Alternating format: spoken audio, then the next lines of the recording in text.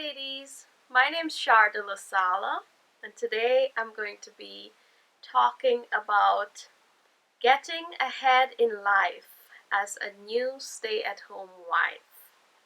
So I'm making this video because there's a lot of people that are married, newlywed probably, maybe you're in your first or second year, doesn't matter the age. Everyone that is new to something, the institution of marriage, pretty much experiences the same problems and bumps and arguments and all the good stuff. So this is a video for you guys, especially I should say you ladies, especially you ladies that do not have children. Now, you don't need to have children to feel like you're doing a good job or you're the perfect married couple. You can get ahead in life just as well as someone that already has children. So here are my tips for you to survive the first few years of your marriage as a woman. The first tip I have is focus on taking care of your mind and body. This is the time when you really want to delve deep into really figuring out who you are, what are your goals in life. Hopefully it's not all career-based because you're married now, so your goals pretty much have to reflect what you're looking forward to in the next few years with your partner and your family and your self-development, both spiritually, physically, and whatnot. You take care of your mind and your body. You keep yourself up. You don't I made that mistake earlier in my marriage where the first year was pretty good. I was keeping myself together and everything. And then the second and third year, I just didn't care. I lost interest in that, and I didn't feel as good. So I had to now focus my emotions on my partner and for him to satisfy me because I was not satisfying myself in keeping myself happy and maintaining my appearance. So you may want to keep that in mind. This is also the time to really get to know the Lord and dig deep into the Word as a woman. Okay?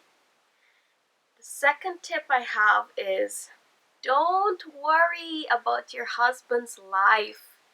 He has it under control. When we worry about our husband's lives, we tend to want to fix things, especially if you're in your masculine energy. You want to spend time getting to know your feminine side, being soft, and I don't mean, when I say soft, I don't mean I mean charm, your feminine charm, and your really getting to know yourself as a woman. If you focus on your husband's life, you're going to see all the things that he needs to change and not what you need to change about yourself. You're going to start focusing on his shortcomings. You might ruin your attraction to your husband by doing that and nitpicking him. There are many ways that this can just totally exterminate the polarity between you and your husband. Don't worry about him.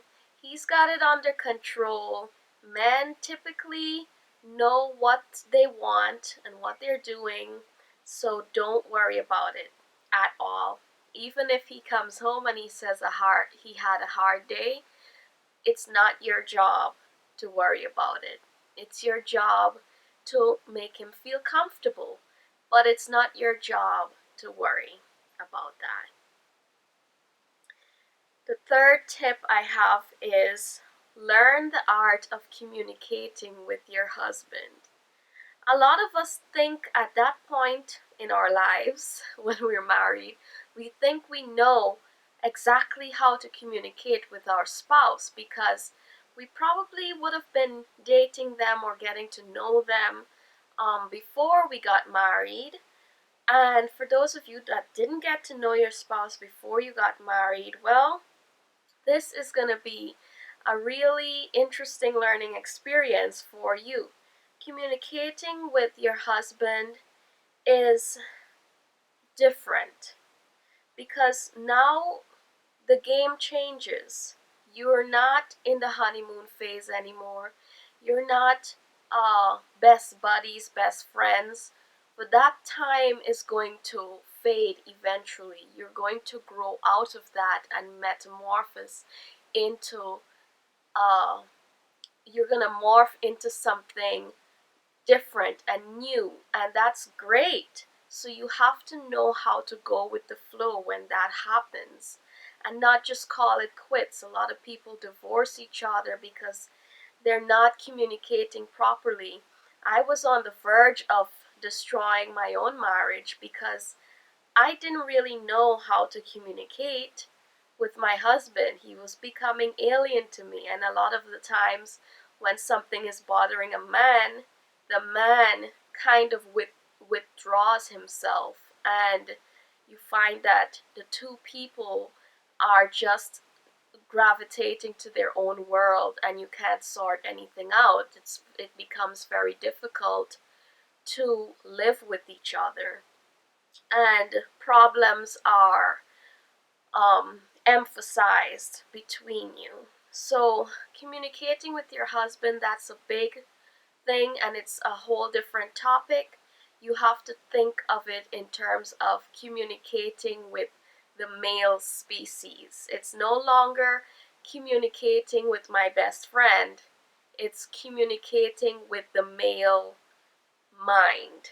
And you have to know how to understand a man's mind. It's not very complicated, but it is kind of tricky. So, because they don't have as many emotions and they don't react to different circumstances like we would. And a lot of the times when when we're thinking about communicating with our husband, we want to do all the things that we think works as if we're communicating with one of our girlfriends, and that does not work. So please keep that in mind. Try to read books that are written by men to women on this topic. Do not read books written by women to learn how to communicate with men. It doesn't make sense. You need a man's perspective on those things, or a mature woman who has had a lot of male interaction and is kind of a veteran when it comes to understanding the masculine mind. A lot of the times those types of women are not Christians or not believers, but again, I do listen to them. I take the fish and I spit out the bones. There's always wisdom in everything that anyone says, so you have to know how to discern what's good and what's not profitable to you. Okay? The next tip is learn the art of effective listening. This is a big one for us ladies. Effective listening. A lot of the times our husbands may come home with a concern, and if we're not in our feminine mode of thinking, we will want to tell our husbands what to do, or we may feel that he's asking us our opinion on the matter, and this is not so. Anytime there's a problem, anytime he wants to talk, it's better to just sit there and listen. And if he asks you something that seems like you should give your opinion It seems so, but he's not directly asking you for an opinion or how to solve a problem. You just nod and smile and you go with the flow, and you'll find that your husband will sort his own problems out as you listen. Men tend to react better if you are a good listener. Then they feel that you really care about what they're saying. They don't really want you to fix anything. Okay? The next tip, take on only a few tasks at a time. Ladies, please do not overwhelm yourself. This dips into the next point that I have here. Learn to make what your husband really notices a priority. So your tasks are going to focus on what your husband actually notices. Earlier in my marriage, I thought I had to do what everyone else says you should do. Your grandmother, your mother, your aunt, all the women have a certain mindset or idea of how you should be running your house as another woman. And within the sphere of women tend to judge each other a lot more than men actually judge women. So you need to understand this. Now, for me, I know in my culture, women look down on you if you don't have your home organized, especially if you have dishes in the sink.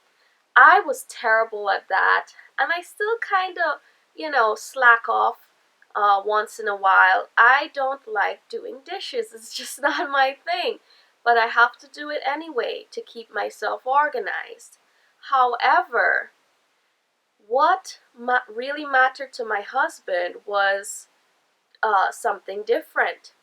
My husband notices when the fan in the room is dusty, but he never notices when the house is like totally messed up. He notices when it's extremely out of order. But once it's a bit put together or a little organized and there's dust on the floor, he doesn't notice it. If the floor isn't wiped, he would go a long time without saying anything. If the laundry was piling up, he would go a long time without saying anything. But for goodness sakes, I have to clean the fan in the house. That's what he notices. He also notices if the dishes go too long, so that is another priority for me. He also notices if I'm not put together.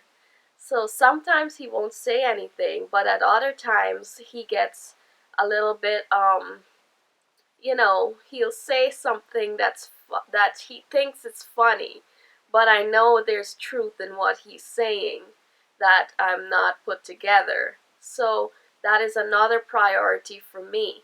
Another priority for me is you know contacting someone. If he asks me to contact them, that matters to him. It doesn't really matter to me. I feel like in my culture, we need to keep the house clean. That's the biggest priority among the women. But what my husband really notices is not that. So he notices other things, and that's what you need to keep in mind, ladies. I know this is a tough one because you're gonna have to break some habits.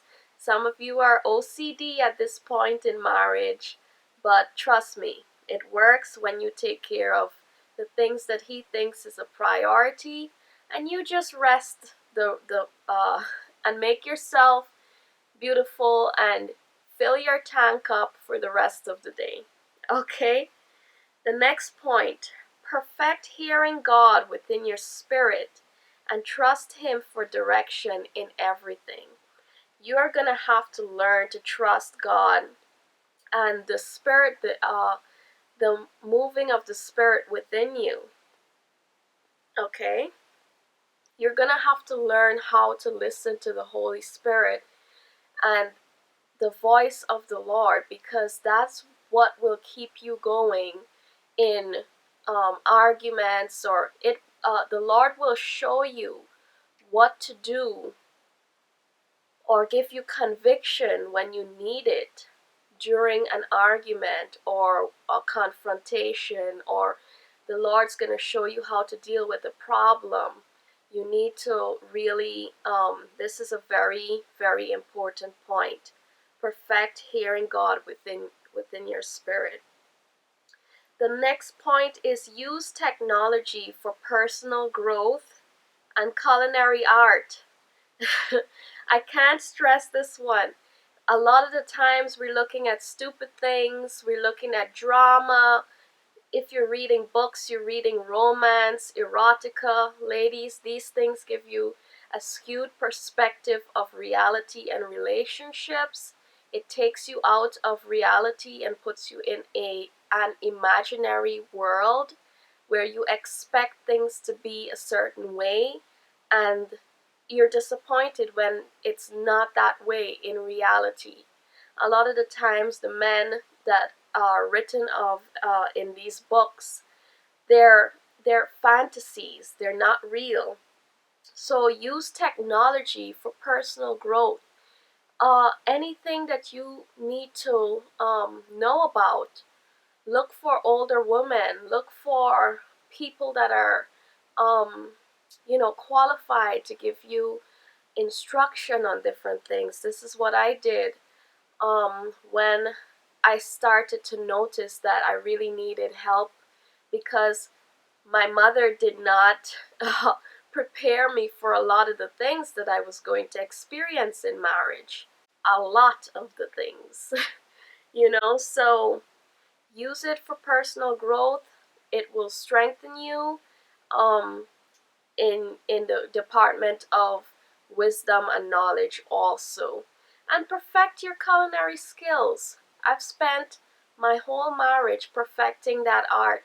I've looked at different cuisines. I've used the computer to explore different ways of cooking. I've looked at the way street food is made. I've looked at how they use herbs. I've looked at how they cook meat to perfection in fancy restaurants.